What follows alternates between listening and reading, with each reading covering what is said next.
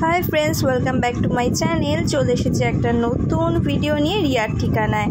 সবাই তোমরা কেমন আছো? আশা করি সবাই খুব ভালো আছো, সুস্থ আছো। আর যা গরম পড়েছে, সুস্থ কিন্তু অবশ্যই থাকতে হবে। এই গরমে একটু বেচাল হলেই কিন্তু শরীর খারাপ হয়ে যাবে। আর রোদে যারা বেরোচ্ছ রোজ, তারা কিন্তু সত্যিকারের খুব কষ্ট করছো। প্রায় 39 ডিগ্রি তাপমাত্রা চলছে। আর এই রোদের মধ্যে যারা বেরোচ্ছ তারা কিন্তু জলটা খুব বেশি করে খাবে। আর দেখো, আজকে সকালবেলা উঠে গেছি, আর উঠে কিন্তু এই ঘরের কাজগুলো মানে বিছানাটা আগে গুছিয়ে নিচ্ছি। বিছানা গুছিয়ে তারপরে বাকি কাজগুলো কিন্তু করব। মানে বিছানা গোছাতে গোছাতে পাগল হয়ে যায়। আর সকালবেলা উঠলে মনে হয় যে না, আরও একটু ল্যাদ খেয়ে পড়ে থাকি, কিন্তু না, কিছু কিছু কাজ থাকে যেগুলো না করলেই নয়, সেগুলো তো আমাকে করতেই হবে। এই দেখো, আমার কাজ করবার জন্য স্টাইল ফাইলও সব গুছিয়ে দিতে হয়। পুরো মাথার চুল ফুল রঙের মধ্যে উঠিয়ে বেঁধে তারপর হেয়ার ব্যান্ড দিয়ে লাগিয়ে দিলাম। তারপর কিন্তু আমি কাজ করতে স্টার্ট করে দিয়েছি। ঘর মোছামুছিগুলো তো করতেই হবে, বাসি ঘর না ছাড়লে হয় বলো? তারপরে কিন্তু জয়দীপ এনে দিয়েছিল আমাকে আজকে কাতলা মাছ। আমি বলেছিলাম একটুখানি পাতলা মাছের ঝোল করব। তো ও বললো যে কী মাছ আনবো? আমি বললাম কাতলা মাছ এনো। তো ও কাতলা মাছ এনেছে। ওকে যদি বলি আমি 2 পিস আনতে, ও আনবে 7-8 পিস 10 পিস। দুটো মানুষ কত খাবো বলো তো? এমনি খুব একটা মাছ খেতে ভালো লাগে না এই গরমে। এই গরমে মনে হয় টক ডাল আর ভাত খাই। আর টক ডাল তো আবার উনি খাবেন না, টক ডাল খেতে উনি পছন্দ করেন না। আমার আবার টক ডাল হলে শুধু ভাতই খেয়ে নেব ডাল দিয়ে। তো যাই হোক, মাছ এনেছে যখন, মাছটা তো করতেই হবে। আর মাছটা এইভাবে ভালো করে কিন্তু আঁশটা ছাড়িয়ে নিতে হবে। ওরা কেটে দেয় ঠিকই, কিন্তু ঠিকঠাক করে তো আর কাটে না, আঁশ প্রচুর লেগে থাকে, আঁশ ছাড়ায় না ভালো করে। তাই জন্য কিন্তু খুব পরিষ্কার করে আঁশ ছাড়িয়ে নিতে হবে। তারপরে কিন্তু কাটাকুটি করে রান্নাবান্না স্টার্ট করতে হবে। একার দ্বারা রান্নাবান্না করাটা খুবই চাপের এই গরমে।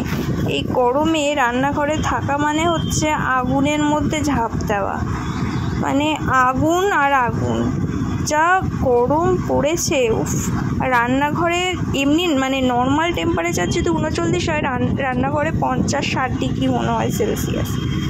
যারা রান্না করো রেগুলার তারাই বোঝো। আর এখানটা দেখো কাঁচকলা নিয়ে এসেছি, খুব একটা পেট ভালো যাচ্ছে না, তো কাঁচকলাটা খেতে হবে। কাঁচকলা আলুর ঝোল করেছি আর মাছ। আর বাবার বাড়িতেই রান্নাবান্নাগুলো সব নিয়ে চলে এসেছিলাম। কিছু না, আমি খাবো বলে নিয়ে আসিনি, অ্যাকচুয়ালি বাবার জন্য নিয়ে এসেছিলাম। আর এখানটায় দেখো, বাবার বাড়িতে এসে কিন্তু একটু বসেছিলাম।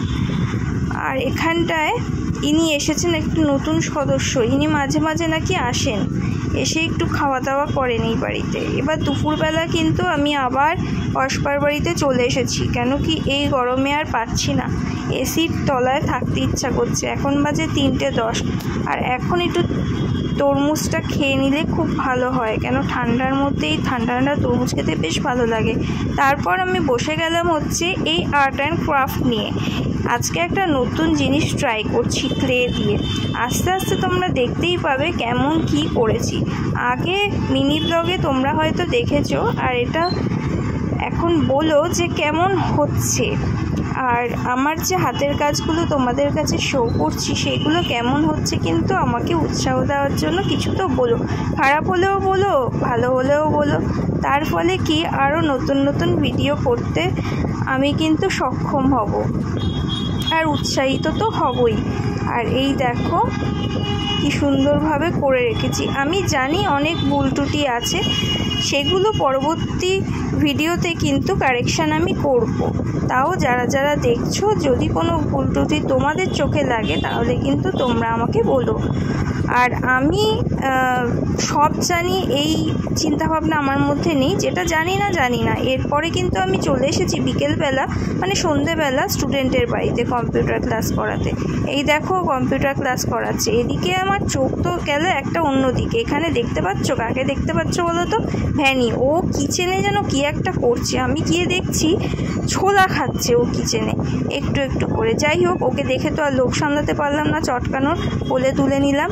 কোলে তুলে নিয়ে কিন্তু আমি এসে বসেছি। ও কম্পিউটারটা করুক, ওকে যে টাস্কটা দিয়েছি, আর আমি কিন্তু ওকে এই ফাঁকে আদর করে নিই।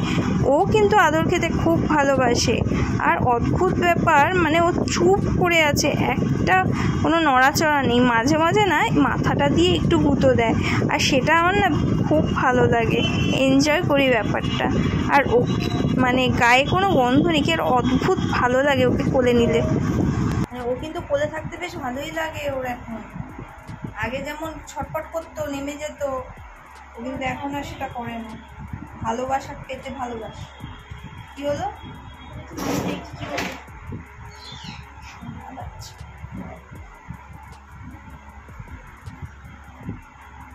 ও একটা পশু হয়েও, অ্যানিমাল হয়েও কিন্তু ভালোবাসাটা বোঝে, কে পিওর লাভ করে।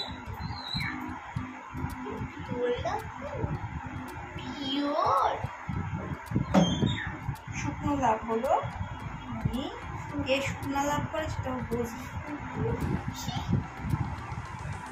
শোনো বাচ্চা, শোনো বাচ্চা, শোনো বাচ্চা, শোনো বাচ্চা। ক্লাসের শেষে এই দেখো একটু মজা করে নিচ্ছি, তো গরমে যেন মাথাটাই খারাপ হয়ে যাচ্ছে। যাই হোক, দেখা হচ্ছে নেক্সট ব্লগে। আজকের ব্লগ এইটুকুনি ছিল। বাই।